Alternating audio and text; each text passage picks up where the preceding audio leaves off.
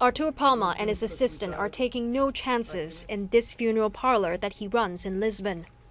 They're handling the body of an elderly resident who just died from coronavirus. Palma says he visits nursing homes up to 4 times a week to pick up bodies of those killed by COVID-19. More than 12,000 people have died so far in Portugal, half of them since the beginning of January. It's chaos. It's really chaos. So many people are dead. There's no room for all of them. People should be careful. They need to know that coronavirus kills for real. I have already lost my aunt, my cousin, my father, and my grandfather. Portugal is currently the hardest hit country in the world in proportion to its population.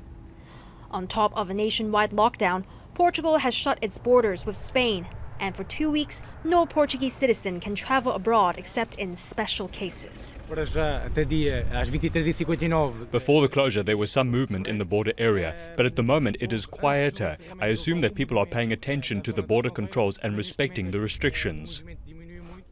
Portugal's hospitals are severely strained, with its health ministry warning there are only a few intensive care beds left on the mainland. Some patients have been airlifted to the island of Madeira to ease the pressure. The government's also asked for help from Germany, which is sending medical workers and equipment to help cope with the influx.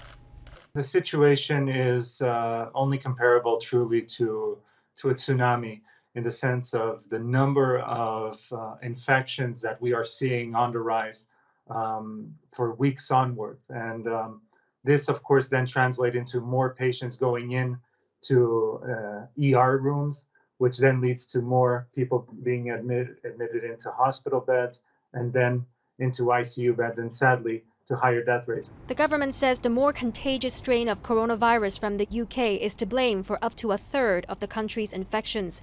But the situation went from bad to worse as restrictions relaxed over Christmas. I think they made a mistake at Christmas. They didn't have enough courage to order people to stay home for political reasons. People still don't have respect for the rules, and for as long as they don't understand that they've got to respect the rules, we're not going anywhere.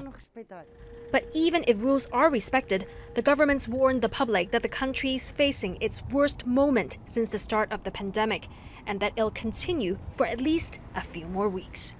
Emily Sue, Al Jazeera.